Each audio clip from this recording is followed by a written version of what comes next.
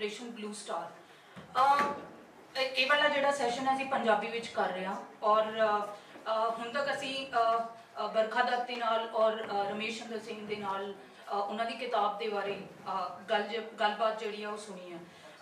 जिहड़ा एक महत्वपूर्ण सिग्निफिकेंट रिटन अकाउंट इस तो रिटन अकाउंट्स जिहड़े ने वो एक इंपॉर्टेंट इंटरवेंशन रहिंदे ने ये जानने दे लई कि की होया क्यों होया ते किवें होया। आई थिंक जिन्नी हुण तक गलबात हुई सीगी वो इसे तरीके नूं ही उसनूं ही जानन दी उन्होंने होर ज़्यादा समझण दी एक कोशिश जिहड़ी है वो रही है। रिटन अकाउंट्स साडे कोले होर भी हैगे ने, होर लिखतां ने, होर किताबां ने, रिसर्च पेपर्स पब्लिश होए ने, पर लिखतां दे नाल नाल होर भी बहुत सारियां ਜਿਹੜੀਆਂ चीज़ां ने जिंदे विच औरल हिस्टरी भी आउंदी है ते जिहदे विच अखी डिठे अकाउंट भी ने जिन्हां दे विच लोकां ने आप अपने तनां दे उपर अपने ये सारी चीज़ नूं हंडाया हैगा। जदों असीं ये सारे इकट्ठे सारे पहलू नूं लैके देखदे हां तां शायद कुछ मंजर शायद कुछ चीज़ां जिहड़ियां ने वो सानूं इहदे विच समझ आउंदियां ने। एक रिसर्चर होने के नाते मेरा यह चीज़ विच भी इंटरस्ट है कि जो असीं अखी डिठे की गल करते हैं तो ये जो साल दर साल ये सारिया चीज़ां साडे चेतियां ते अवचेतना का किवें पार्ट बन जांदियां ने ते फिर उन्होंने किवें इन्फ्लुएंस करदियां रहिंदियां ने। जसबीर मंड ने जिन्हां ने अपने नॉवल के हवाले दे नाल इनफैक्ट 47 तो लैके 84 के टाइम पीरीयड नूं लैके उन्होंने हिंसा के उपर लिखते हुए इस चीज़ नूं कहा सीगा कि हिंसा के विचों ही पंजाब जिहड़ा है वो अपनी होनी नूं दी गहराई नूं तलाशदा रहा है। और ये हिंसा तो उपजी पीड़ जिहड़ी है वो दहाकियां तक सालां बद्धी तक लोगों के चेतना दे विच उन्हां दी अवचेतना दे विच नाल नाल तुरी फिरदी है। यह गल जिहड़ी है वो 47 बारे भी सच है ते यह 84 बारे भी उन्नी ही सच है। इसे अखी डिठे अकाउंट दे विच इस पीड़ नूं और इसे सारे नूं असीं हिस्टोरिकल कॉन्टेक्स्ट किस तरीके नाल समझ सकते हैं और ये सारी पीड़ हंडाउंदे होए भी लोग अपनी होनी नूं किवें तलाशते रहिंदे ने इहदे ते असीं गलबात करांगे। और उहदे लई साडे कोले पैनल दे विच हैगे ने मैं इनवाइट करांगी जिहड़े साडे गेस्ट इस बारे गल करनगे जिहड़े आई विटनेस अकाउंट्स दे विच हैगे ने। सो मैं स्टेज ते सद्दा दिंदी हां प्रोफैसर सरबजोत सिंह बहल, कुलबीर सिंह सूरी, सतपाल दानिश ते दलजीत अमी जी और इन्हां दे नाल डिस्कशन दे विच होणगे मॉडरेटर जिहड़े ने वो संदीप सिंह ने। मैं उन्हां नूं भी सद्दा दिंदी हां। मैं पहला तो माझा हाउस का बहुत शुक्रिया करना चाहवागा कि उन्होंने साडे नाल इंपॉर्टेंट इशू नूं लैके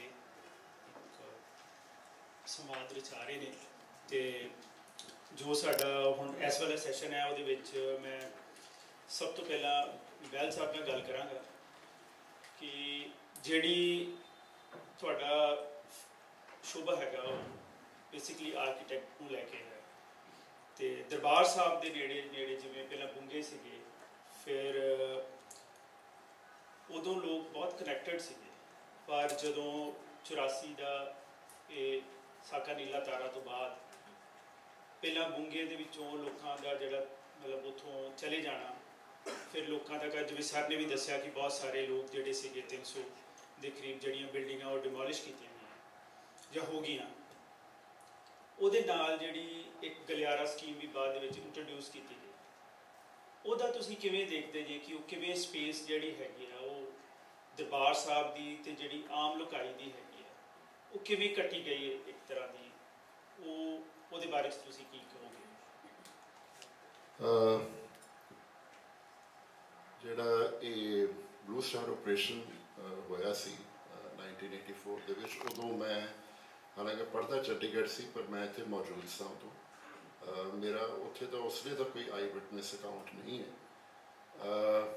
उस तो बाद मैं इस चीज़ इस पक्षों इन्वॉल्व होया कि मैं अपना जोड़ा थीसिस सी साढ़े आर्कीटैक्चर के कोर्स में अखीरला 6 महीने जो थीसिस होंगे वो मैं जो उदों तक ये जोड़ा गलियारे वाला या इनू शुरू जो ना दिता गया सी ब्यूटिफिकेशन प्रोजेक्ट मैं उन्होंने एज ए थीसिस टॉपिक लिया सी अपना ਤੇ ਉਸ ਕਰਕੇ ਮੇਰੀ ਇਹਦੇ ਨਾਲ ਇਨਵੋਲਵਮੈਂਟ ਹੋਈ ਇਹ ਸਾਰੀ ਚੀਜ਼ ਨਾਲ। ਸੋ ਮੈਂ ਤੁਸੀਂ ਕਿਉਂਕਿ ਮੈਨੂੰ ਬੜਾ ਸਪੈਸੀਫਿਕ ਸਵਾਲ ਪੁੱਛਿਆ, ਮੈਂ ਉੱਤੇ ਫੋਕਸ ਕਰਾਂਗਾ। ਉਹ ਤੋਂ ਪਹਿਲਾਂ ਜੋ ਹੋਇਆ ਆਈ ਵਿਟਨੈਸ ਅਕਾਊਂਟਸ ਜਿਹੜੇ ਨੇ ਉੱਥੇ ਲੋਕੀ ਜਿਹੜੇ ਸੀ ਜਾਂ ਜਿਨ੍ਹਾਂ ਨੇ ਉਹਨੂੰ ਡਾਕੂਮੈਂਟ ਕੀਤਾ ਉਹਦੇ ਬਾਰੇ ਜਵਾਬ ਦੇਣਗੇ। ਦੇਖੋ ਕੋਈ ਵੀ ਜਿਹੜੀ ਸਪੇਸ ਹੁੰਦੀ ਹੈ ਜਾਂ ਜਿਹੜਾ ਮਟੀਰੀਅਲ ਕਲਚਰ ਹੈ, ਅਸੀਂ ਇਹਨੂੰ ਹਮੇਸ਼ਾ ਆਮ ਤੌਰ ਤੇ ਇੱਕ ਇਸ ਪੁਆਇੰਟ ਆਫ ਨਾਲ ਦੇਖਦੇ ਹਾਂ ਵੀ ਜਿਵੇਂ ਇਹ ਇੱਟਾ ਗਾਰਾ ਚੂਨਾ ਹੀ ਹੈ। ਔਰ ਖ਼ਾਸ ਤੌਰ ਤੇ ਜਦੋਂ ਅੰਮ੍ਰਿਤਸਰ ਦੀ ਨੀਂਹ ਰੱਖੀ ਗਈ ਸੀ, ਦਰਬਾਰ ਸਾਹਿਬ ਤੇ ਅੰਮ੍ਰਿਤਸਰ ਸ਼ਹਿਰ ਜਿਹੜਾ ਖ਼ਾਸ ਤੌਰ ਤੇ ਵਰਲਡ ਸਿਟੀ ਹੈ, ਇਹ ਇਕੱਠੇ ਕਨਸੀਵ ਕੀਤੇ ਗਏ ਸੀ। ਇਹ ਕੋਈ ਦੋ ਸੈਪਰੇਟ ਐਂਟੀਟੀਜ਼ ਨਹੀਂ ਨੇ। ਸੋ ਦਰਬਾਰ ਸਾਹਿਬ ਦਾ, ਹਰਿਮੰਦਰ ਸਾਹਿਬ ਦਾ ਤੇ ਸ਼ਹਿਰ ਦਾ ਜਿਹੜਾ ਰਿਸ਼ਤਾ ਹੈ ਉਹ ਉਸ ਪੱਖੋਂ ਇੱਕ ਬੜਾ ਯੂਨੀਕ ਰਿਸ਼ਤਾ ਹੈ, ਕਿਉਂਕਿ ਦਰਬਾਰ ਸਾਹਿਬ ਜਿਹੜਾ ਸੀ ਉਹ ਇੱਕ ਸੈਂਟਰਲ ਫੀਚਰ ਬਣਿਆ ਜਿਹਦੇ ਤੋਂ ਬਾਕੀ ਸਾਰੀ ਡਿਵੈਲਪਮੈਂਟ ਜਿਹੜੀ ਉਹਦੇ ਆਸ-ਪਾਸ ਇੱਕ ਕੰਸੈਂਟਰਿਕ ਵੇ 'ਚ, ਜਿਵੇਂ ਮੈਡੀਵਲ ਟਾਈਮਸ 'ਚ ਹੁੰਦੀ ਸੀ ਕਿ ਉਹ ਕੁਝ ਰੇਡੀਅਲ ਰੋਡਸ ਨਿਕਲਦੀਆਂ ਸੀ ਸੈਂਟਰ ਤੋਂ, ਤੇ ਉਹ ਰੇਡੀਅਲ ਰੋਡਸ ਦੇ ਵਿੱਚ ਜਿਹੜੇ ਗੈਪਸ ਹੁੰਦੇ ਸੀ ਉਹਦੇ ਵਿੱਚ ਵਸੋਂ ਕੀਤੀ ਜਾਂਦੀ ਸੀ। ਸੋ ਤੁਸੀਂ ਇਹਨਾਂ ਦੋਵਾਂ ਚੀਜ਼ਾਂ ਨੂੰ ਨਿਖੇੜ ਨਹੀਂ ਸਕਦੇ, ਸ਼ਹਿਰ ਨੂੰ ਤੇ ਸ਼ਰਾਈਨ ਨੂੰ। ਇਹ ਦੋਵੇਂ ਬੜੀਆਂ ਵੈਲ ਇੰਟੀਗ੍ਰੇਟਡ ਕਨਸੀਵ ਹੀ ਇਸ ਤਰ੍ਹਾਂ ਕੀਤੀਆਂ ਗਈਆਂ ਸੀ। ਇਹ ਵੀ ਤੁਹਾਨੂੰ ਹਿਸਟਰੀ ਜਿਹੜੇ ਜਾਣਦੇ ਹੋ ਉਹ ਜਾਣਦੇ ਹੋਣਗੇ ਕਿ ਜਦੋਂ ਦਰਬਾਰ ਸਾਹਿਬ ਦੀ ਨੀਂਹ ਰੱਖੀ ਗਈ ਤੇ ਚੌਥੇ ਗੁਰੂ ਸਾਹਿਬਾਨ ਨੇ 32 ਹੱਟਾਂ ਦਾ ਏਰੀਆ ਜਿਹੜਾ ਉੱਥੇ ਵਸਾਇਆ ਸੀ, ਉਹ ਆਪ ਉੱਥੇ ਲੋਕਾਂ ਨੂੰ ਲੈ ਕੇ ਆਏ ਸੀ। ਫਿਰ ਬਾਅਦ ਦੇ ਵਿੱਚ ਇਹ ਵੀ ਪਤਾ ਹੈ ਕਿ ਜਿੰਨੇ ਮਿਸਲਾਂ ਦੇ ਸਰਦਾਰ ਸੀ ਉਹਨਾਂ ਨੇ ਆਪਣੇ ਜਿਹੜੇ ਬੁੱਗੇ ਸੀ ਉਹ ਦਰਬਾਰ ਸਾਹਿਬ ਦੇ ਆਲੇ ਦੁਆਲੇ ਬਣਾਏ ਸੀ, ਜਿਹਦੇ 'ਚੋਂ ਖਾਸ ਤੌਰ 'ਤੇ ਜਿੱਥੇ ਹੁਣ ਘੰਟਾ ਘਰ ਚੌਂਕ ਵਾਲਾ ਤੁਹਾਡੀ ਐਂਟਰੈਂਸ ਗੇਟ ਹੈ ਉੱਥੇ ਮਹਾਰਾਜਾ ਰਣਜੀਤ ਸਿੰਘ ਦਾ ਬੁੱਗਾ ਹੁੰਦਾ ਸੀ, which was the most important of all. So ਇਹ ਜਿਹੜਾ ਰਿਲੇਸ਼ਨਸ਼ਿਪ ਹੈ, ਵੈਸੇ ਵੀ ਜੇ ਬਲੂ ਸਟਾਰ ਆਪਰੇਸ਼ਨ ਤੋਂ ਪਹਿਲਾਂ ਦੇਖੋ ਤਾਂ ਇਟ ਹੈਜ਼ ਅੰਡਰਗੋਨ ਮੈਨੀ ਟਰਾਂਸਫਾਰਮੇਸ਼ਨਸ ਬਿਕਾਜ਼ ਆਫ ਐਵੋਲਿਊਸ਼ਨ, ਪਰ ਉਹ ਜਿਹੜੇ ਚੇਂਜਸ ਸੀ ਉਹ ਇੰਕਰੀਮੈਂਟਲ ਸੀ, ਉਹ ਇਕੱਠਾ ਕਰਕੇ ਡਿਸਰਪਸ਼ਨ ਨਹੀਂ ਸਨ, ਦੇ ਵਰ ਐਵੋਲਿਊਸ਼ਨਰੀ ਇਨ ਪ੍ਰੋਸੈਸ। ਕਿ ਪਹਿਲਾਂ ਜਦੋਂ ਦਰਬਾਰ ਸਾਹਿਬ ਬਣਿਆ ਗੁਰੂ ਸਾਹਿਬਾਨ ਦੇ ਵੇਲੇ, ਤੇ ਉਦੋਂ ਜਿਹੜਾ ਉਹ ਤਲਾਅ ਸੀ, ਪੌਂਡ ਸੀ, ਅੰਮ੍ਰਿਤਸਰ ਜਿਹੜਾ ਸਰੋਵਰ ਸੀ, ਉਹ ਬਿਲਕੁਲ ਆਰਗੈਨਿਕ ਸੀ, ਉਹਦੀ ਕੋਈ ਇਸ ਤਰ੍ਹਾਂ ਸਕੁਅਰ ਬਾਉਂਡਰੀ ਨਹੀਂ ਸੀ ਜਿਵੇਂ ਹੁਣ ਅਸੀਂ ਅੱਜ ਦੀ ਡੇਟ 'ਚ ਦੇਖਦੇ ਹਾਂ। ਔਰ ਉਦੋਂ ਜਿਹੜੇ ਮੋਸਟਲੀ ਮਿਸਲਾਂ ਦੇ ਦੌਰਾਨ ਵੀ ਜਿਹੜੇ ਬੁੰਗੇ ਸੀ ਉਹ ਬਿਲਕੁਲ ਇੰਜ ਦਰਬਾਰ ਸਾਹਿਬ ਦੇ ਸਾਹਮਣੇ ਉਹਨਾਂ ਦੀਆਂ ਬਾਰੀਆਂ ਤੇ ਬੂਹੇ ਖੁੱਲ੍ਹਦੇ ਸੀ। So you can imagine in your mind. ਔਰ ਕੁਛ ਇਹਦੇ 'ਚ ਬ੍ਰਿਟਿਸ਼ ਲਾਇਬ੍ਰੇਰੀ ਤੋਂ ਤੁਸੀਂ ਦੇਖੀਆਂ ਹੋਣਗੀਆਂ ਕੋਈ ਫੋਟੋਗ੍ਰਾਫਸ ਨੇ ਪੁਰਾਣੀਆਂ ਜਿਹੜੀਆਂ ਅੰਗਰੇਜ਼ਾਂ ਨੇ ਖਾਸ ਤੌਰ 'ਤੇ ਬਣਾਈਆਂ ਹੋਈਆਂ ਨੇ, ਜਿਹਦੇ ਵਿੱਚ ਤੁਹਾਨੂੰ ਇਹ ਇਮੇਜ ਦੇਖਣ ਨੂੰ ਮਿਲਦਾ ਕਿ ਜਿੱਥੇ ਕੋਈ ਪਰਿਕਰਮਾ ਨਹੀਂ, ਕੋਈ ਇਸ ਤਰ੍ਹਾਂ ਆਸ-ਪਾਸ ਬਾਉਂਡਰੀ ਵੀ ਨਹੀਂ ਹੈ, ਪਰ ਜਿਹੜੇ ਬੁੰਗੇ ਨੇ ਜਾਂ ਘਰ ਨੇ ਉਹ ਸਿੱਧੇ ਸਿੱਧੇ ਦਰਬਾਰ ਸਾਹਿਬ ਵੱਲ ਖੁੱਲ੍ਹ ਰਹੇ ਨੇ। ਉਸ ਤੋਂ ਬਾਅਦ ਖੈਰ ਚਲੋ ਮਹਾਰਾਜਾ ਰਣਜੀਤ ਸਿੰਘ ਆਇਆ, ਥੋੜ੍ਹਾ ਫਾਰਮਲਾਈਜ਼ ਹੋਇਆ, ਉਹ ਸਕੁਅਰ ਬਣਾਤਾ, ਫਿਰ ਪਰਿਕਰਮਾ ਬਣ ਗਈ, ਫਿਰ ਕਲੋਨੀਅਲ ਟਾਈਮਸ ਦੇ ਵਿੱਚ ਕਲੌਕ ਟਾਵਰ ਬਣਿਆ ਜਿਹਨੂੰ ਢਾਹ ਕੇ ਅਸੀਂ ਆਪਣਾ ਘੰਟਾ ਘਰ ਚੌਂਕ ਬਣਾਇਆ। ਸੋ ਇਹ ਚੱਲਦਾ ਰਿਹਾ। ਪਰ ਜਦੋਂ ਬਲੂ ਸਟਾਰ ਆਪਰੇਸ਼ਨ ਹੋਇਆ ਉਦੋਂ ਇਟ ਵਾਜ਼ ਸੱਚ ਏ ਸਡਨ ਡਿਸਰਪਸ਼ਨ ਕਿ ਜਿਹੜਾ ਮੈਂ ਇੱਥੇ ਥੋੜ੍ਹਾ ਜਿਹਾ ਸਮਾਂ ਲਾਂਗਾ ਕਿ ਬਚਪਨ 'ਚ ਜਦੋਂ, ਕਿਉਂਕਿ ਮੈਂ ਉਹ ਦੇਖਿਆ ਹੋਇਆ ਦਰਬਾਰ ਸਾਹਿਬ, ਅਸੀਂ ਜਦੋਂ ਨਿਕਲਦੇ ਸਾਂ ਆਪਣੇ ਘਰੋਂ ਤੇ ਅਸੀਂ ਲੋਹਗੜ੍ਹ ਜਿਹੜਾ ਬਾਉਂਡਰੀ ਹੈ ਦਰਬਾਰ ਵਰਲਡ ਸਿਟੀ ਦੀ, ਉੱਥੋਂ ਤੱਕ ਰਿਕਸ਼ਾ ਕਰੀਦਾ ਸੀ। ਅੱਗੋਂ ਅਸੀਂ ਬੜੀਆਂ ਤੰਗ ਗਲੀਆਂ 'ਚੋਂ ਜਾ ਕੇ ਨਿਕਲਦੇ ਹੋਏ ਔਰ ਬਿਲਕੁਲ ਐਂਡ 'ਤੇ ਘੰਟਾ ਘਰ ਚੌਂਕ ਦੇ ਸਾਹਮਣੇ ਅਸੀਂ ਲੈਂਡ ਕਰੀਦਾ ਸੀ। ਔਰ ਜਦੋਂ ਅਸੀਂ ਉੱਥੇ ਲੈਂਡ ਕਰਦੇ ਸੀ, ਉਹ ਰਿਲੇਸ਼ਨਸ਼ਿਪ ਦੀ ਜਿਹੜੀ ਮੈਂ ਗੱਲ ਕਰ ਰਿਹਾ ਕਿ ਇੱਕ ਬੜਾ ਫਾਰਮਲੀ ਆਰਡਰਡ ਸਪੇਸ ਹੈ ਜੀ, ਔਰ ਤੁਸੀਂ ਬੜੀਆਂ ਤੰਗ ਭੀੜੀਆਂ ਟੇਢੀਆਂ ਮੇਢੀਆਂ ਗਲੀਆਂ 'ਚ ਜਾ ਕੇ ਜਦੋਂ ਉੱਥੇ ਨਿਕਲਦੇ ਹੋ ਤੇ ਉਹ ਜਿਹੜੀ ਇੱਕ ਸੈਂਸ ਆਫ ਅਰਾਈਵਲ ਸੀ, ਉਹ ਜਿਹੜਾ ਇੱਕ sense of awe which you would feel because of the contrast between the geometry and the form of the central space of Golden Temple in comparison to that organic walled city. It was a very telling this thing, or वो experience बिल्कुल different सी। Blue Star ਦੇ ਵਿੱਚ ਦੋ ਚੀਜ਼ਾਂ ਹੋਈਆਂ ਕਿ I don't think ਜਿਵੇਂ ਗੱਲ ਹੋ ਰਹੀ ਸੀ ਕਿ the solution lay in demolishing that 30-meter belt around Golden Temple. Solution lay somewhere else. It lay in the political realm, not in the physical realm. ਉਹ ਜੇ ਰਹਿ ਵੀ ਜਾਂਦਾ ਤੇ ਜੇ ਪੋਲੀਟੀਕਲੀ ਸਭ ਕੁਝ ਹੋ ਜਾਂਦਾ ਠੀਕ ਠਾਕ ਤੇ ਉਹਨੂੰ ਢਾਹਣ ਦੀ ਕੋਈ ਲੋੜ ਹੀ ਨਹੀਂ ਪੈਣੀ ਸੀ। ਦੋ ਚੀਜ਼ਾਂ ਜਿਹੜੀਆਂ ਮੈਂ ਇੱਥੇ ਕਹਿਣੀਆਂ ਚਾਹੁੰਦਾ ਸੀ, ਜਿਵੇਂ ਮੈਂ ਕਿਹਾ 32 ਹੱਟਾਂ, ਜਿੰਨੀਆਂ ਹਵੇਲੀਆਂ, ਬੁੰਗੇ, ਜਿੰਨਾ ਪੁਰਾਣਾ ਸਭ ਤੋਂ ਜਿਹੜੀ ਪਹਿਲੀ ਲੇਅਰ ਸੀ ਹਿਸਟਰੀ ਦੀ ਉਹ ਅਰਾਊਂਡ ਗੋਲਡਨ ਟੈਂਪਲ ਸੀ। ਗਲੀ ਰਬਾਬੀਆਂ ਜਿਵੇਂ ਹੈਗੀ, ਗਲੀ ਰਬਾਬੀਆਂ ਸੀ, ਹਵੇਲੀਆਂ ਸੀ, ਜਮਾਦਾਰ ਦੀ ਹਵੇਲੀ ਸੀ, ਔਰ that was the richest heritage क्योंकि ये तो होना है ना कि असीं जिन्ना सबअब्स जाने तो उत्थे एलीट मूव करते हैं, ये फिनोमिना तो होना। उदों हुंदा सी कि जिन्ना कोई दरबार साहब के नेड़े है, इन्होंने भी कहा भी रहिंदे सी ते one would take pride in being in proximity to Golden Temple, because Golden Temple was so much part of everyone's life, people who were living around that area, कि वो उहदे विच रोज़ सवेरे उन्हां दा जिहड़ा किसी ने जाके दुकान खोल ली है तो पहले मत्था टेक के फिर दुकान खोलता सी, जो कि हुण तुसीं नहीं देखते। तो ब्लू स्टार ने गलियारा पैदा किया जिहदी कोई अदरवाइज आई मीन जरूरत नहीं सी, बिकॉज ये कुछ अचीव नहीं किया गया और इन्हों नाम ब्यूटिफिकेशन प्रोजेक्ट का दिता गया। और उन्हें जिहड़ा एक रिलेशनशिप सी ना between the shrine and city वो बिल्कुल ब्रेक कर दिता। देयर वाज अ बिग, तुसीं कह लो जिवें खाई खोती दरबार साहब के आस पास, जिवें आपां मोट नहीं बनाई दी, एक डिफेंसिव मैकेनिज्म क्रिएट कर दिता। And suddenly the shrine was no more accessible to the residents of the city. It became a tourist place, which you see now. ਹੁਣ residents ਜਿਹੜੇ ਨੇ ਤੁਸੀਂ ਦੇਖੋਗੇ ਉਹ ਜੋਜੀਆ shrines ਜਾਣਗੇ, ਬਾਬਾ ਦੀਪ ਸਿੰਘ ਸ਼ਹੀਦ ਦਾ ਗੁਰਦੁਆਰਾ, ਉੱਥੇ ਬਹੁਤੇ ਲੋਕੀ ਜਾਣਗੇ। ਦਰਬਾਰ ਸਾਹਿਬ ਸਾਡੇ ਵਰਗਾ ਜਿਹੜਾ ਕਿ ਸ਼ਹਿਰ 'ਚ ਰਹਿਣ ਵਾਲਾ ਬੰਦਾ ਉਹ ਕਹਿੰਦਾ ਨਹੀਂ ਅਵੋਇਡ ਹੀ ਕਰੋ, ਕਿਉਂਕਿ ਉੱਥੇ ਰਸ਼ ਹੈ, ਉਹ ਇੱਕ ਟੂਰਿਸਟੀ ਪਲੇਸ ਬਣ ਗਈ। ਉੱਥੋਂ ਸ਼ੁਰੂਆਤ ਹੋਈ ਤੁਹਾਡਾ ਜਿਹੜੇ ਬਾਜ਼ਾਰ ਸਨ, ਔਰ ਉਹ ਇੰਨੀ ਇਨਸੈਂਸਿਟਿਵ मूव सी कि जो उन्होंने जिवें हुंदा ना कि प्रकार घुमा दी 30 मीटर की जगह विच आया, वो भावें किसी घर का अद्धा हिस्सा ही सी, उन्होंने ला के तो उन्होंने मुड़ ला दिता।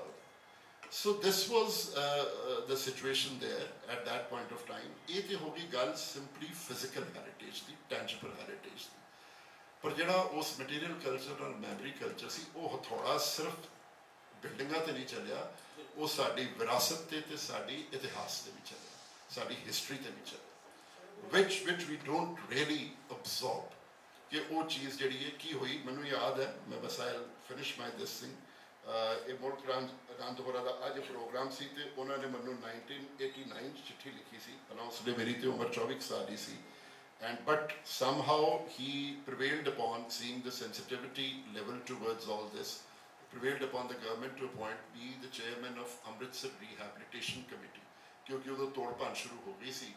And when I mention this to him कि दैट ह्यूमन पार्ट भी है, तुसीं सिर्फ फिजिकल पार्ट ना देखो कि असी सारी चीज़ नूं गज़ां च नहीं मिण सकते कि इहदा 100 गज़ का घर गया जी तो तैनूं तो असीं 300 गज़ जगह दे रहे हैं पिंक प्लाजा च या सेंटर सिटी सेंटर च। सो ये उत्थों तक गल नहीं मुकदी। It is also the rehabilitation of the memory culture which has to take. ਤੁਸੀਂ ਮੁਲਕ ਰਾਜ ਆਨੰਦ ਦੀ ਗੱਲ ਕੀਤੀ, ਉਹਨਾਂ ਦਾ ਘਰ ਵੀ ਉਸ ਗਲਿਆਰੇ ਦੇ ਬਿਲਕੁਲ ਨੇੜੇ ਸੀਗਾ ਔਰ ਉਹਨਾਂ ਦੀਆਂ ਯਾਦਾਂ ਦੇ ਵਿੱਚ ਉਹ ਸਾਰੀ ਗੱਲਾਂ ਆਉਂਦੀਆਂ ਨੇ। ਤੇ ਜਿਹੜੀ ਉਹ ਇੱਕ ਤਰ੍ਹਾਂ ਦੀ ਮੈਂ ਸਮਝਦਾ ਕਿ ਉਹ ਲੋਕਾਂ ਦੀ ਹਿਜਰਤ ਹੋਈ, ਉਹ ਉਸ ਜਗ੍ਹਾ ਤੋਂ ਉੱਠ ਕੇ ਉਹ ਗਏ ਤੇ ਜਿਹੜੀ ਉਹਨਾਂ ਦੀ ਡਿਸਪਲੇਸਮੈਂਟ ਉਸ ਡਿਸਟੈਂਸ ਤੋਂ ਨਿਕਲ ਕੇ ਆਈ, ਉਹਦੇ ਵਿੱਚ ਬਹੁਤ ਕੁਝ ਟੁੱਟ ਭੱਜ ਹੋਈ। ਤੇ ਮੈਂ ਸਭ ਨੂੰ ਇਸ ਗੱਲ ਨਾਲ ਜੋੜਦੇ ਹੋਏ ਇਹਨਾਂ ਨੂੰ ਪੁੱਛਾਂਗਾ ਕਿ ਤੁਹਾਡਾ, ਕਿਉਂਕਿ ਜਿਹੜੀ ਸ਼ੌਪ ਸੀਗੀ ਉਹ ਬਿਲਕੁਲ ਦਰਬਾਰ ਸਾਹਿਬ ਦੇ ਨੇੜੇ ਸੀਗੀ ਤੇ ਤੁਹਾਨੂੰ ਉਹਦਾ ਮਤਲਬ ਉੱਥੋਂ ਚੱਲਣਾ ਪਿਆ, ਉਹਦੇ ਬਾਰੇ 'ਚ ਆਪਣੀ ਜਿਸ ਤਰ੍ਹਾਂ ਬੈਲ ਸਾਹਿਬ ਨੇ ਦੱਸਿਆ ਕਿ ਦਰਬਾਰ ਸਾਹਿਬ ਦੇ ਆਲੇ ਦੁਆਲੇ ਉਹ ਖਾਈ ਜਿਹੜਾ ਗਲਿਆਰਾ ਸਕੀਮ ਬਣਾਈ, ਖਾਈ ਖੋਦੀ ਗਈ, ਉਹ ਜਿਹੜੀ ਸ਼ਹਿਰ ਦੀ ਫਲੇਵਰ ਸੀ ਨਾ, ਜਿਸ ਤਰ੍ਹਾਂ ਬਾਜ਼ਾਰਮਾਈ ਸੇਵਾ ਉਹਦੇ 'ਚ ਸਿਰਫ ਕਿਤਾਬਾਂ ਮਿਲਦੀਆਂ ਸੀ ਜਾਂ ਹੋਰ ਧਾਰਮਿਕ ਚੀਜ਼ ਕੁਝ ਮਿਲਦੇ ਸਨ। ਇਸੇ ਤਰ੍ਹਾਂ ਆਟਾ ਬਾਜ਼ਾਰ, ਦਾਲ ਮੰਡੀ, ਮਿਸ਼ਰੀ ਬਾਜ਼ਾਰ, ਇਹ ਇੱਕ ਬੜੀ ਵਧੀਆ ਗੱਲ ਸੀ ਕਿ ਪੁਰਾਣੇ ਬਾਜ਼ਾਰ ਜਿਹੜੇ ਸੀ, ਅੱਜ ਦੇ ਨਵੀਂ ਜਨਰੇਸ਼ਨ ਨੂੰ ਇਹਨਾਂ ਬਾਜ਼ਾਰਾਂ ਬਾਰੇ ਕੁਝ ਪਤਾ ਨਹੀਂ।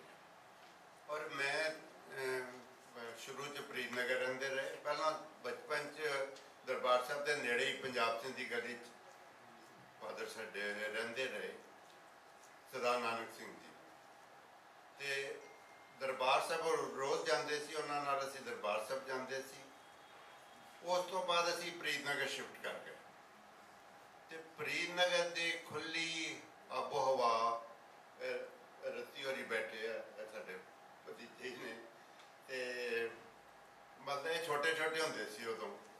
ਉਸ ਤੋਂ ਬਾਅਦ ਕੁਝ ਕਰਨਾ ਕਰਕੇ 1975 ਸਾਨੂੰ ਸ਼ਿਫਟ ਕਰਨਾ ਪਿਆ ਤੇ ਦਰਬਾਰ ਸਾਹਿਬ ਦੇ ਨੇੜੇ ਜਿਹੜਾ ਬੜਾ ਚਰਚਾ ਦਾ ਕੇਂਦਰ ਸੀ ਅਕਾਲ ਰੈਸਟ ਹਾਊਸ, ਜਿੱਥੇ ਸਾਡੀਆਂ ਉੱਪਰ ਬਾਅਦ 'ਚ ਸਾਨੂੰ ਪਤਾ ਲੱਗਾ ਕਿ ਉੱਥੇ ਐਕਟੀਵਿਟੀਜ਼ ਹੁੰਦੀਆਂ ਸੀ ਸਾਰੀਆਂ।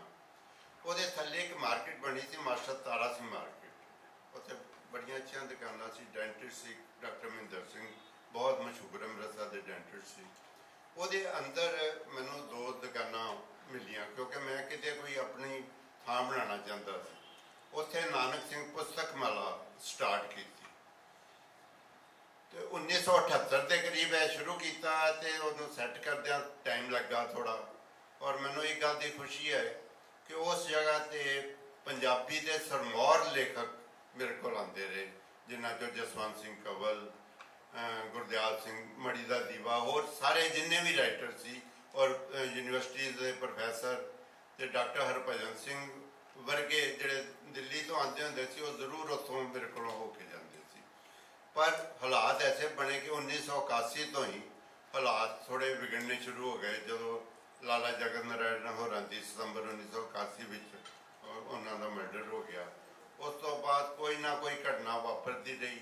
ਫਿਰ ਇਹ ਹਾਲਾਤ ਹੋ ਗਏ ਕਿ ਕੁਝ ਦਿਨਾਂ ਪਿੱਛੋਂ ਹੀ ਅੰਮ੍ਰਿਤਸਰ ਵਿੱਚ ਕਰਫਿਊ ਲੱਗਣੇ ਸ਼ੁਰੂ ਹੋ ਗਏ। ਉਹ ਸਿਰਫ ਉਹ ਜਿਹੜਾ ਇਫੈਕਟ ਸੀ ਉਹ ਸਿਰਫ ਅੰਮ੍ਰਿਤਸਰ ਉੱਤੇ ਸੀ, ਬਾਕੀ ਪੰਜਾਬ ਵਿੱਚ ਉਹਦਾ ਬਹੁਤਾ ਅਸਰ ਨਹੀਂ ਸੀ। ਆਮ ਅਸੀਂ ਵਰਤਦੇ ਹਾਂ ਨਾ ਕਿ ਪੰਜਾਬ 'ਤੇ ਬਹੁਤ ਅਸਰ ਹੋਇਆ, ਪਰ ਸਭ ਤੋਂ ਜ਼ਿਆਦਾ ਭਿਆਨਕ ਜਿਹੜਾ ਅਸਰ ਹੋਇਆ ਉਹ ਅੰਮ੍ਰਿਤਸਰ ਦੇ ਉੱਤੇ ਹੀ ਹੋਇਆ। ਜਲੰਧਰ, ਲੁਧਿਆਣਾ ਉਸੇ ਤਰ੍ਹਾਂ ਚੱਲ ਰਹੇ ਹੁੰਦੇ ਸੀ ਤੇ ਅੰਮ੍ਰਿਤਸਰ ਅਸੀਂ ਚਲੋ ਉੱਥੋਂ ਘਰ ਚਲੇ ਜਾਣਾ, 2 ਦਿਨ ਕਰਫਿਊ, 3 ਦਿਨ ਕਰਫਿਊ, ਅੱਧੇ ਦਿਨ ਦਾ ਕਰਫਿਊ, ਘਰੋਂ ਤਿਆਰ ਹੋ ਕੇ ਜਾਣਾ ਕੰਮ 'ਤੇ, ਪਰ ਉਹ ਇਨ ਦਾ ਮੀਨ ਟਾਈਮ ਥੋੜ੍ਹੀ ਦੇਰ ਬਾਅਦ ਕਰਫਿਊ ਲੱਗ ਜਾਣਾ। ਤੇ ਕਰਦਿਆਂ ਕਰਦਿਆਂ ਚਲੋ 82, 83, 84 ਦੇ ਦਿਨ ਆ ਗਏ। ਉਦੋਂ ਦੀਆਂ ਮੈਨੂੰ ਘਟਨਾਵਾਂ ਯਾਦ ਹੈ ਕਿ ਮੈਂ ਇੱਕ ਘਟਨਾ ਸੁਣਾਵਾਂ ਥੋੜ੍ਹੀ ਜਿਹੀ ਕਿਤਾਬ ਦੇ ਨਾਲ ਸੰਬੰਧਿਤ। ਇੱਕ ਕਿਤਾਬ ਦੇ ਉਹਨਾਂ ਦਿਨਾਂ 'ਚ ਜਿਸ ਤਰ੍ਹਾਂ ਡੀਸੀ ਸਾਹਿਬ ਨੇ ਕੁਝ ਕੋਰਸਪੋਂਡੈਂਟਸ ਦੇ ਨਾਂ ਲਏ ਨੇ ਬੜੇ ਅੱਛੇ, ਸਰਦਾਰ ਦਲਬੀਰ ਸਿੰਘ ਹੋਰ। ਉਹਨਾਂ ਦਿਨਾਂ 'ਚ ਇੱਕ ਸਰਦਾਰ ਹਰਬੀਰ ਸਿੰਘ ਭੰਵਰ ਟ੍ਰਿਬਿਊਨ ਦੇ ਹੁੰਦੇ ਸੀ ਉਹ ਕੋਰਸਪੋਂਡੈਂਟ। ਉਹਨਾਂ ਨਾਲ ਮੇਰਾ ਬਹੁਤ ਪਿਆਰ ਸੀ, ਮੇਰੇ ਕੋਲ ਆਉਂਦੇ ਰਹਿੰਦੇ ਸੀ, ਗੱਲਾਂ ਬਾਤਾਂ ਕਰਦੇ ਰਹਿੰਦੇ ਸੀ। ਉਹ ਸਾਡੇ ਫਾਦਰ ਦੇ ਬਹੁਤ ਜ਼ਿਆਦਾ ਫੈਨ ਸਨ, ਬਹੁਤ ਕਿਤਾਬਾਂ ਪੜ੍ਹੀਆਂ ਸੀ। ਤੇ ਉਹਨਾਂ ਇੱਕ ਦਿਨ ਮੇਰੇ ਕੋਲ ਆਏ ਤੇ ਕਹਿੰਦੇ ਉਹਨਾਂ ਦਿਨਾਂ ਵਿੱਚ 84 ਦੇ ਸ਼ੁਰੂ ਦੀ ਗੱਲ ਹੈਗੀ ਹੈ, ਮੇਰਾ ਖਿਆਲ ਜਨਵਰੀ ਫਰਵਰੀ ਦੇ ਕਰੀਬ। ਤੇ ਜਿਹੜਾ ਧਰਮ ਯੁੱਧ ਮੋਰਚਾ ਉਹਨਾਂ ਦਿਨਾਂ 'ਚ ਪੂਰੇ ਜੋਬਨ ਦੇ ਉੱਤੇ ਸੀ। ਸੰਤ ਲੌਂਗੋਵਾਲ ਹੋਰਾਂ ਦਾ ਬਹੁਤ ਨਾਂ ਸੀ ਤੇ ਉਹ ਆਏ, ਕਹਿੰਦੇ ਮੈਂ ਇੱਕ ਕਿਤਾਬ ਲਿਖੀ ਹੈ ਲੌਂਗੋਵਾਲ ਸਾਹਿਬ ਉੱਤੇ ਤੇ ਮੈਂ ਚਾਹੁੰਦਾ ਕਿ ਉਹ ਤੂੰ ਛਾਪੇ। ਮੈਂ ਕਿਹਾ ਚਲੋ ਠੀਕ ਹੈ, ਮੈਂ ਛਾਪ ਦਿੰਦਾ ਵਾ। ਚਲੋ ਉਹਨਾਂ ਦਿਨਾਂ 'ਚ ਮੈਕਸੀਮਮ ਕਿਤਾਬ 1000 ਸ਼ਬਦੀ ਸੀ ਤੇ ਅਸੀਂ ਕਿਹਾ ਚਲੋ 1000 ਕਿਤਾਬ ਛਪੇਗੀ। ਫਿਰ ਕੁਝ ਦਿਨਾਂ ਪਿੱਛੋਂ ਭੰਵਰ ਹੋਰੀ ਫਿਰ ਮੇਰੇ ਕੋਲ ਆਏ ਤੇ ਕਹਿੰਦੇ ਦੁਪਹਿਰ ਦਾ ਟਾਈਮ ਸੀ ਤੇ ਕਹਿੰਦੇ ਚਲੋ ਮੇਰੇ ਨਾਲ ਚਲੋ, ਤੁਹਾਨੂੰ ਲੌਂਗੋਵਾਲ ਸਾਹਿਬ ਨਾਲ ਮਿਲਾਣਾ। ਮੈਂ ਚਲੋ ਖੁਸ਼ੀ ਮਹਿਸੂਸ ਕੀਤੀ ਕਿ ਐਡੇ ਵੱਡੇ ਬੰਦੇ ਨੂੰ ਮੈਂ ਵੀ ਮਿਲ ਲਵਾਂਗਾ। ਤੇ ਅਸੀਂ ਉੱਥੇ ਚਲੇ ਗਏ ਤੇ ਸਾਰੀ ਗੱਲਬਾਤ ਦੱਸੀ। ਉਹਨਾਂ ਨੇ ਮੇਰੀ ਇੰਟਰੋਡਕਸ਼ਨ ਕਰਾਈ। ਉਹ ਸਾਡੇ ਫਾਦਰ ਦੇ ਬਹੁਤ ਕਿਤਾਬਾਂ ਪੜ੍ਹੀਆਂ ਹੋਈਆਂ ਤੇ ਬੜੇ ਖੁਸ਼ ਹੋਏ ਮਿਲ ਕੇ। ਤੇ ਉਹ ਕਹਿੰਦੇ ਕਿ ਭੰਵਰ ਸਾਹਿਬ ਨੇ ਦੱਸਿਆ ਇਹ ਕਿਤਾਬ ਛਾਪ ਰਹੇ ਨੇ ਕੁਲਬੀਰ ਹੋਰੀ। ਤੇ ਕਹਿੰਦੇ ਕਿੰਨੀ ਛਾਪ ਰਹੇ ਹੋ? ਮੈਂ ਕਿਹਾ 1000 ਕਿਤਾਬ ਛਾਪ ਰਹੇ। ਕਹਿੰਦੇ ਨਾ ਨਾ ਨਾ, ਤੁਹਾਨੂੰ ਪਤਾ ਧਰਮ ਯੁੱਧ ਮੋਰਚੇ 'ਚ ਕਿੰਨੇ ਲੋਕ ਆਉਂਦੇ ਆ, ਇਹ ਘੱਟੋ ਘੱਟ 5000 ਕਿਤਾਬ ਛਪੇਗੀ ਤੇ ਉਹ ਹੱਥੋਂ ਹੱਥ ਵਿਕ ਜਾਏਗੀ। ਚਲੋ ਕਿਤਾਬ ਫੈਸਲਾ ਕਰਕੇ 2000 ਛਪੀ, ਬਹੁਤ ਖੂਬਸੂਰਤ ਕਿਤਾਬ ਛਪੀ। ਤੇ ਉਹਦਾ ਫੈਸਲਾ ਹੋਇਆ ਕਿ 2 ਜੂਨ ਨੂੰ ਉਹ ਜਥੇਦਾਰ ਟੌੜਾ ਸਾਹਿਬ ਉਹਦਾ ਉਦਘਾਟਨ ਕਰਨਗੇ, ਘੁਣ ਚੁਕਾਈ ਕਰਨਗੇ। ਇੱਕ ਸਮਾਗਮ ਉਲੀਕਿਆ ਗਿਆ ਪੂਰਾ। ਔਰ ਉਹ ਜਿਹੜਾ 1 ਜੂਨ ਨੂੰ ਦੁਪਹਿਰੇ ਤਕਰੀਬਨ ਅਸੀਂ ਉੱਥੇ ਬੈਠੇ ਸੀ ਆਪਣੇ ਦਫ਼ਤਰ, ਦੁਕਾਨ ਜੋ ਵੀ ਸੀ, 12:40 ਦੇ ਕਰੀਬ ਗੋਲੀਆਂ ਚੱਲਣੀਆਂ ਸ਼ੁਰੂ ਹੋ ਗਈਆਂ। ਤੇ ਅਸੀਂ ਪਹਿਲਾਂ ਤੇ ਥੋੜ੍ਹੀ ਜਿਹੀ ਆਦਤ ਵੀ ਪੈ ਗਈ ਸੀ ਉੱਥੇ ਰਹਿ ਕੇ, ਤੇ ਜਦੋਂ ਜ਼ਿਆਦਾ ਸ਼ੁਰੂ ਹੋ ਗਈਆਂ ਤੇ ਸਾਰਿਆਂ 'ਚ ਘਬਰਾਹਟ ਪੈਦਾ ਹੋ ਗਈ। ਫਿਰ ਅਸੀਂ ਉੱਥੋਂ ਜਿਸ ਤਰ੍ਹਾਂ ਦੌੜੇ 1 ਜੂਨ ਨੂੰ, ਉਹ ਅਸੀਂ ਕਦੀ ਵੀ ਭੁੱਲ ਨਹੀਂ ਸਕਦੇ। ਜਿਸ ਤਰ੍ਹਾਂ ਅਸੀਂ ਸਕੂਟਰ ਦੇ ਉੱਤੇ ਉੱਥੋਂ ਬੰਦ ਕਰਕੇ ਦੁਕਾਨਾਂ, ਸਾਰੇ ਬਾਜ਼ਾਰ ਹੀ ਨਿਕਲੇ ਤੇ ਉਹ ਲੱਗਦਾ ਸੀ ਕਿ ਹੁਣੇ ਗੋਲੀ ਤੁਹਾਡੀ ਪਿੱਠ ਵਿੱਚ ਵੱਜੀ ਕਿ ਵੱਜੀ, ਪਤਾ ਨਹੀਂ ਅੱਗੋਂ ਆਣੀ ਹੈ ਕਿ ਪਿੱਛੋਂ ਆਣੀ ਹੈ, ਕੋਈ ਸਮਝ ਨਹੀਂ ਸੀ ਲੱਗਦੀ।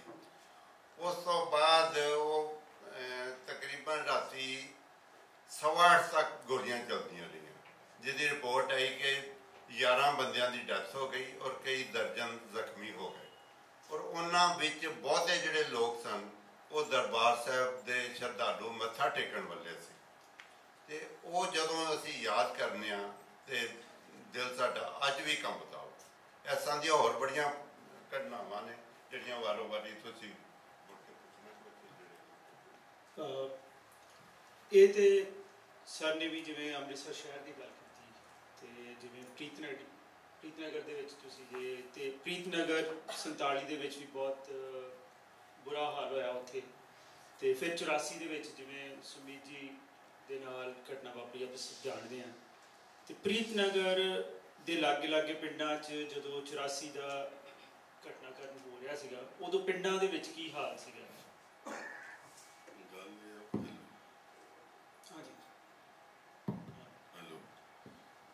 ਹਾਲਾਤ ਤੇ ਬੜੇ ਮਾੜੇ ਸੀਗੇ ਉਦੋਂ ਤੇ ਦਹਿਸ਼ਤ ਦਾ ਬਹੁਤ ਬੋਲਬਾਲਾ ਸੀ ਕਿਉਂਕਿ ਸ਼ਹਿਰਾਂ 'ਚ ਇੰਨਾ ਪਤਾ ਨਹੀਂ ਲੱਗਦਾ ਤੇ ਤਕਰੀਬਨ ਰੋਜ਼ ਹੀ ਉੱਥੇ ਸ਼ਾਮ ਨੂੰ 6:30-7 ਵਜੇ ਦੀਵਾਲੀ ਵਾਲਾ ਹੀ ਕੰਮ ਹੁੰਦਾ, ਫਾਇਰਿੰਗ ਹੋਣੀ ਕੋਈ ਨਾਗਾ ਘੱਟ ਹੀ ਹੋਣਾ ਤੇ ਜੇ ਤੁਹਾਡੇ ਘਰ ਦੇ ਵਿੱਚ ਕੋਈ ਚੂਹਾ ਜਾਂ ਕੋਈ ਬਰਤਨ ਲਾਉਂਦਾ ਤਾਂ ਵੀ ਦਹਿਸ਼ਤ ਹੁੰਦੀ ਸੀ ਕੋਈ ਆ ਗਿਆ।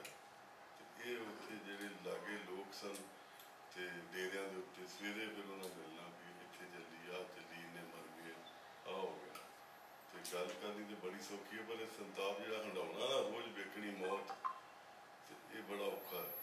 ਦੂਰੋਂ ਜਿਹੜਾ ਵਰਤਣਾ ਲੱਗਦਾ ਪਰ ਮੈਂ ਤੇ ਵੇਖਦਾ ਵੀ ਉਹਦੀ ਦਹਿਸ਼ਤ ਦਾ ਅਸਰ ਜਿਹੜਾ ਨਾ ਅਜੇ ਮੈਨੂੰ ਕਿੰਨੇ ਚਿਰ ਹੀ ਹੋ ਗਿਆ ਨਿਕਲਿਆ ਤੇ ਜਦੋਂ ਮੈਂ ਕਿਤੇ ਸੁੱਤਾ ਹੁੰਦਾ ਜਾ ਕੇ ਤੇ ਅਚਾਨਕ ਕੋਈ ਬੇਟਾ ਜਾਂ ਕੋਈ ਗੈਸਟ ਆਉਂਦਾ ਰਾਤ ਨੂੰ ਤੇ ਮੈਂ ਉਹਨਾਂ ਨੂੰ ਕਿਹਾ ਹੋਇਆ ਕਿ ਮੇਰੇ ਨੂੰ ਤੁਸੀਂ ਆ ਕੇ ਉਠਾਉਣਾ ਨਹੀਂ ਤਾਂ ਮੈਂ ਤੁਹਾਨੂੰ ਫੜ ਲਾਂਗਾ। ਤੇ ਜਿੱਦਾਂ ਮੇਰੇ ਬ੍ਰਦਰ ਦਾ ਮਰਡਰ ਹੋਇਆ ਉਹ ਸਾਰਿਆਂ ਨੂੰ ਪਤਾ ਹੀ ਮੇਰੇ ਮੋਟਰਸਾਈਕਲ ਸਕੂਟਰ ਦੇ ਪਿੱਛੇ ਬੈਠੇ ਸੀ ਤੇ ਮੈਂ ਵੀ ਉੱਥੇ ਜੰਮੇ ਪਲੇ ਆ ਵੱਡੇ ਹੋਏ ਆ ਤੇ ਕੋਈ ਮੈਨੂੰ ਐਂ ਨਹੀਂ ਸੀ ਕਿ ਸਾਡੇ ਕੋਲ ਬਾਪ ਦਾਦੇ ਦਾ ਵੀ ਇੱਦਾਂ ਸੀ ਵੀ ਉਹਨਾਂ ਨੇ ਜੇ ਕੋਈ ਜ਼ਮੀਨ ਕਿਸੇ ਨੇ ਮੱਲੀ ਉਹਨਾਂ ਛਾਟੀ ਦੇਣੀ ਹੈ ਉਹਨਾਂ ਲੜਾਈ ਨਹੀਂ ਕਰਨੀ ਸਾਡੀ ਰੈਪੂਟੇਸ਼ਨ ਲੜਾਈ। ਤਾਂ ਮੈਂ ਹੱਸ ਪਿਆ ਉਹਨਾਂ ਨਾਲ ਲੋਈ ਤੇ ਉਹਨੇ ਬੁੱਕਲ ਲਾਈ ਕਹਿੰਦਾ ਮੈਂ ਕਿਹਾ ਯਾਰ ਸਾਡਾ ਕਿਸੇ ਨਾਲ ਵੈਰ ਨਹੀਂ ਸਾਨੂੰ ਕਿਉਂ ਰੋਕਦਾ ਸਾਨੂੰ ਜਾਣ ਦੇ ਤੇ ਬੁੱਕਲ ਲਾਈ ਤੇ ਉਹਦੇ ਵੇਖੀ ਮੈਂ ਸੌਟ ਤੇ ਮੈਂ ਕਿਹਾ ਇਹਦੇ ਕੰਮ ਖਰਾਬ ਹੈ। ਤੇ ਬ੍ਰਦਰ ਮੇਰਾ ਕਲੀਨ ਸ਼ੇਵ ਸੀਗੇ ਤੇ ਉਹਨਾਂ ਦੇ ਵਾਲ ਕੱਟੇ ਸੀ ਤੇ ਦਾੜੀ ਰੱਖੀ ਸੀ ਤੇ ਉਹਨੇ ਹਿੰਦੂ ਨੂੰ ਤੂੰ ਭਾਇਆ ਤੇ ਇਹਨੂੰ ਜਿਹੜਾ ਤੂੰ ਬਚਾ ਕੇ ਕਿੱਥੇ ਲੈ ਚੱਲਿਆ। ਮੈਂ ਕਿਹਾ ਯਾਰ ਸਕੇ ਭਰਾ ਇਹਨਾਂ ਦੇ ਪੁੱਤ ਪੋਤਰੇ ਆ ਪਿੰਡ ਸਾਡਾ ਪ੍ਰੀਤਨਗਰ ਕੋਈ ਇਹੋ ਜਿਹੀ ਗੱਲ ਨਹੀਂ ਵਾਲ ਕੱਟੇ ਨੇ ਬਸ ਇਹ ਗੱਲ ਕਰਦਿਆਂ ਉਹਨਾਂ ਨੇ ਗੋਲੀਆਂ ਕੱਢਤੀਆਂ ਤੇ 2-3 ਵਾਰੀ ਮੈਨੂੰ ਫਿਰ ਡਾਕਟਰ ਸਾਹਿਬ ਕੋਲ ਵੀ ਜਾਣਾ ਪਿਆ ਰਾਤ ਨੂੰ ਨੀਂਦ ਨਹੀਂ ਸੀ ਆਉਂਦੀ ਤੇ ਕਹਿੰਦੇ ਵੀ ਘੱਟ ਹੀ ਲੋਕ ਨੇ ਜਿਹੜੇ ਇੱਦਾਂ ਬਚਾ ਜਾਂਦੇ ਆ। ਸੋ ਮੇਰਾ ਤਾਂ ਇਹ ਤਜਰਬਾ ਕਿ ਇਹੋ ਜਿਹੀ ਚੀਜ਼ ਜਿਹੜਾ ਬੰਦਾ ਨਾ ਹੀ ਵੇਖੇ ਤੇ ਨਾ ਹੀ ਉਤਸ਼ਾਹ ਕਰੇ। ਸਰਕਾਰਾਂ ਨੂੰ ਵੀ ਬੜਾ ਔਖਾ ਹੈ, ਅਫਸਰਾਂ ਨੂੰ ਵੀ ਬੜਾ ਔਖਾ, ਪੁਲਿਸ ਅਫਸਰਾਂ ਨੂੰ ਵੀ ਵੇਖਿਆ ਮੈਂ ਕਿੱਦਾਂ ਉਹਦੇ ਬੱਚੇ ਪਲੇ ਕਿੱਦਾਂ ਸਕੂਲ ਜਾਂਦੇ ਤੇ DIG ਸਾਹਿਬ ਦੂਜਿਆਂ ਦੇ ਇਹ ਬੜੀ ਮਾੜੀ ਗੇਮ ਹੈ। ਦੂਰੀ ਰੱਖੇ ਬੰਦਾ ਤੇ ਫਿਰ ਚੱਲੇ। ਰਤੀ ਜੀ ਤੁਸੀਂ ਬੜਾ ਭਾਵੁਕ ਇਨਸੀਡੈਂਟ ਆਪਣੇ ਪਰਿਵਾਰ ਦੇ ਬਾਰੇ ਦੱਸਿਆ। ਰਸ਼ਮੀ ਜੀ ਮੈਂ ਤੁਹਾਡੇ ਨਾਲ ਗੱਲ ਕਰਾਂਗਾ ਕਿ ਤੁਸੀਂ ਐਜ਼ ਏ ਜਰਨਲਿਸਟ ਉਹਨੂੰ ਤੁਸੀਂ ਕਾਫੀ ਸਾਰੀ ਸਟੋਰੀਜ਼ ਕੀਤੀਆਂ ਨੇ ਇਸ ਪੀਰੀਅਡ ਦੇ ਬਾਰੇ 'ਚ ਤੇ ਤੁਸੀਂ ਇੱਕ ਜਾਂ ਦੋ ਸਾਡੇ ਨਾਲ ਸ਼ੇਅਰ ਕਰੋ। थैंक यू माझा उसका और खासकर प्रीति का। I have never actually aired my feelings or my experiences during the terrorism times. मैं खाली 14 साल की थी और उस वक़्त 14 साल का बच्चा बिल्कुल बच्चा ही होता था। आजकल के जैसे 14 साल की लड़की नहीं होती थी बिकॉज इंफॉर्मेशन टेक्नोलॉजी इतनी इंफॉर्मेशन नहीं रहती थी।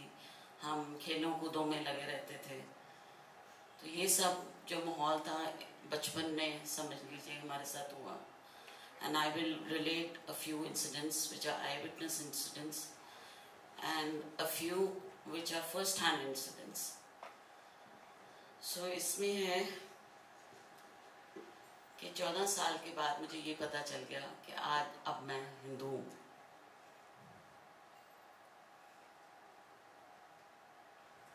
इससे पहले हम नहीं समझते थे कि हिंदू से कुछ है।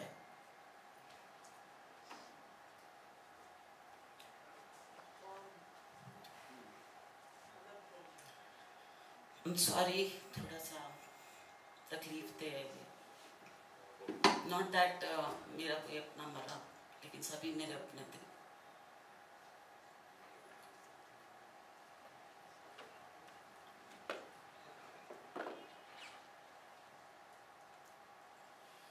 पहला इंसिडेंट हमने तब देखा जब 78 में मेरे फादर हमको जहाँ अंध विद्यालय है उसके सामने एक रॉ वाले के पास लेके जाते थे। वहाँ से मेरे फादर को बहुत शौक था रॉ पीने का, तो हम वापस आ रहे थे और फोर्ट गोविंदगढ़ की तरफ से आ रहे थे। तो रास्ते में हमने देखा कि बहुत सारे सिख सरदार नंगियां तलवारां ले लेके भाग रहे थे। तो मेरे फादर ने साइड में गाड़ी खड़ी कर दी और इस तरीके से गाड़ी खड़ी करी ताकि हम लोग पीछे से नजर ना आए। और मेरे फादर उतर के गए और किसी जो बंदा साथ में खड़ा था उसके साथ ही खड़े हो गए और आराम से पूछने लगे, यार की होया ऐसे की हो गया? तो बोला जी सिंगा नु मार सुटिया ने, ये कहता है वो कहता है। तो after this rush had gone away तो हम लोग घर गए। फर्स्ट इंसिडेंट हमने 78 में देखा। 78-79 में सिकरात स्कूल में पढ़ती थी और सडनली हम लोग ट्यूनिक्स पहनते थे और सडनली ऐसे डिक्टेट्स आने लग पड़े that we were supposed to wear salwars under the tunics. So it became, a tunic was considered like a English dress. We had a blouse underneath, there was a tunic, and we had bare legs. और उसके बाद हम सलवार पहन के बैठे और उसके बाद हमारे साथ दुपट्टा भी लगाया गया। It was a culture shock for us because हम naturally हम कॉन्वेंट में पढ़ते थे, हमारी एक डिफरेंट फीलिंग थी कि एज इफ यू नो थोड़ा सा अपने आप को हम ऊपर समझते थे कि नहीं हम जट्टी नहीं हैं, हम पिंड के नहीं हैं, यू नो हम शहर के हैं और हम इंग्लिश स्पीकिंग हैं। और इस तरीके की एक फीलिंग हम सब में रहती थी। तो हमने सबने सलवार वगैरह पहननी शुरू कर दी। उसके बाद धीरे धीरे ऐसा हुआ कि बिंदी वगैरह पे भी एक नज़र आने लग पड़ी। पर मुझे एक बात याद है कि थ्रू आउट दीज ईयर्स जब 79 ऑनवर्ड्स हम कॉलेज में चले गए एंड ऑल दैट, मेरी एक सिख फ्रेंड थी, उसको वो एक आर्टिस्ट थी, फाइनेंस डिपार्टमेंट में मेरे साथ थी और वो हर रोज़ नई बिंदी बना के, मतलब वहाँ पे लिक्विड बिंदी मिलती थी तब, तो लिक्विड बिंदी से उसने फोरहेड पे हर रोज़ नया पैटर्न बना के उसने कॉलेज आना। वो जो मेरी फ्रेंड थी उसकी मम्मी जो थी वो एक पोइटिस थी, मिसेस मक्कड़ है उनका नाम, और वो बिंदी और बिंदु के बारे में बहुत ब्यूटीफुली लेक्चर्स दिया करती थी और बहुत मैंने उनके लेक्चर्स सुने हुए हैं। तो एक बड़ा एक कॉन्ट्रास्ट सा एक फीलिंग आती थी कि बिंदी नहीं पहननी और एक सिख लड़की बिंदी पहन रही थी।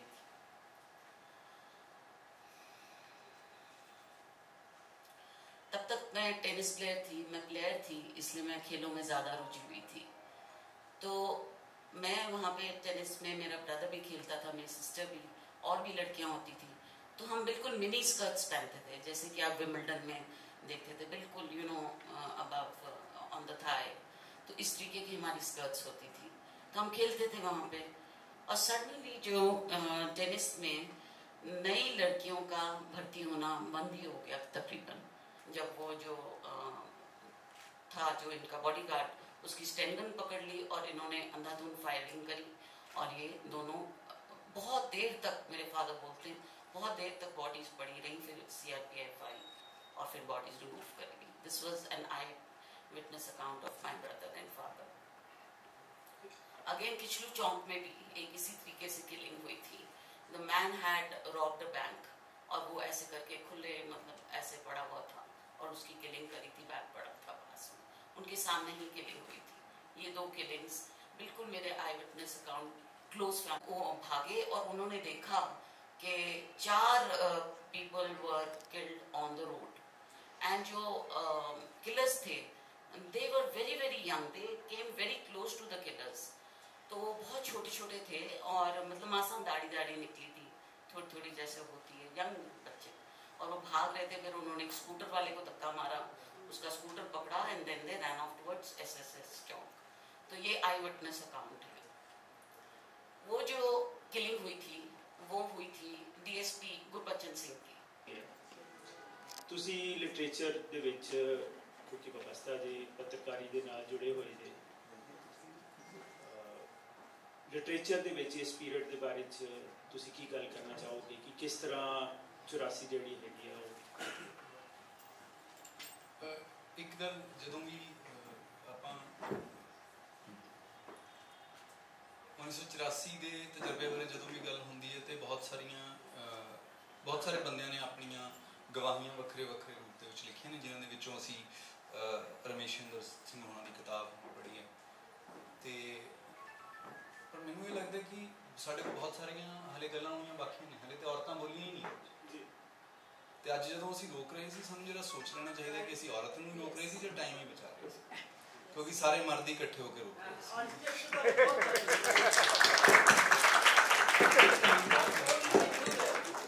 ਸੋ ਆਈ ਮੀਨ ਇਟ। ਤੇ ਦੂਜੀ ਗੱਲ ਇਹ ਹੈ ਕਿ ਅੰਮ੍ਰਿਤਸਰ ਦੇ ਵਿੱਚੋਂ ਜਦੋਂ ਵੀ ਅਸੀਂ ਤਜਰਬੇ ਸੁਣਦੇ ਹਾਂ, ਅਸੀਂ ਸਿਰਫ ਸਿੱਖਾਂ ਦੇ ਕਿਉਂ ਸੁਣਦੇ ਹਾਂ? ਕਿਉਂ ਨਹੀਂ ਸੁਣਨੇ ਚਾਹੀਦੇ ਦੂਜੇ? ਤੇ ਇਹ ਵੀ ਸਵਾਲ ਮੈਂ ਪੁੱਛਣਾ ਚਾਹੁੰਦਾ ਆਪਣੇ ਆਪ ਨੂੰ ਘੱਟੋ ਘੱਟ ਕਿ ਅਸੀਂ ਸਿੱਖ ਹੋ ਕੇ ਹੀ ਰੋਕ ਰਹੇ ਸੀ ਜਾਂ ਸੱਚੀ ਟਾਈਮ ਹੀ ਬਚਾ ਰਹੇ ਸੀ? ਇਹ ਮੇਰੇ ਸਵਾਲ ਨੇ ਦੋ। ਤੇ ਮੈਂ ਜਿਹੜੀ ਗੱਲ ਕਰਨੀ ਸੀ ਉਹ ਇਹ ਸੀ ਕਿ ਮੈਂ ਅੰਮ੍ਰਿਤਸਰ ਦਾ ਨਹੀਂ ਹਾਂ, ਤੇ ਮੈਂ ਇਸ ਦੌਰ ਨੂੰ ਆਪਣੇ ਪਿੰਡ ਤੋਂ, ਮੇਰਾ ਪਿੰਡ ਲੁਧਿਆਣੇ ਜ਼ਿਲ੍ਹੇ ਦੇ ਵਿੱਚ ਹੈ, ਉੱਥੋਂ ਦੇਖਿਆ। ਤੇ ਉਸ ਥਾਂ ਦੇ ਉੱਤੇ ਸਾਡੇ ਪਿੰਡ ਦੇ ਵਿੱਚ ਅਖਬਾਰ ਨਹੀਂ ਆਉਂਦਾ ਸੀ ਉਦੋਂ, ਤੇ ਅਸੀਂ ਜ਼ਿਆਦਾਤਰ ਖਬਰਾਂ ਰੇਡੀਓ ਤੇ ਸੁਣਦੇ ਸੀ। ਗਵਾਂਢ ਦੇ ਵਿੱਚ ਇੱਕ ਰੇਡੀਓ ਸੀਗਾ ਜਿਹਦੇ 'ਚ ਸੈੱਲ ਸੀ, ਬਿਜਲੀ ਭੱਜੀ ਰਹਿੰਦੀ ਸੀਗੀ। ਉਹੀ ਸੈੱਲ ਸੀਗੇ ਜਿਹੜੇ ਗਰਮੀ ਦੇ ਵਿੱਚੋਂ ਚਾਰਜ ਕੀਤੇ ਜਾਂਦੇ ਸੀ, ਬਾਹਰ ਕੱਢ ਕੇ ਸ਼ਾਮ ਨੂੰ ਉਹਦੇ 'ਤੇ ਸੁਣੀ ਜਾਂਦੀ ਸੀਗੀ। ਤੇ ਮੈਂ 12-13 ਸਾਲ ਦਾ ਸੀ ਜਦੋਂ ਦੇ ਇਹ ਸਾਰੇ ਤਜਰਬੇ ਨੇ। ਤੇ ਮੇਰਾ ਪਿੰਡ ਜਿਹੜਾ ਹੈਗਾ ਦਹਿੜੂ ਦੇ ਬਿਲਕੁਲ ਲਾਗੇ ਆ।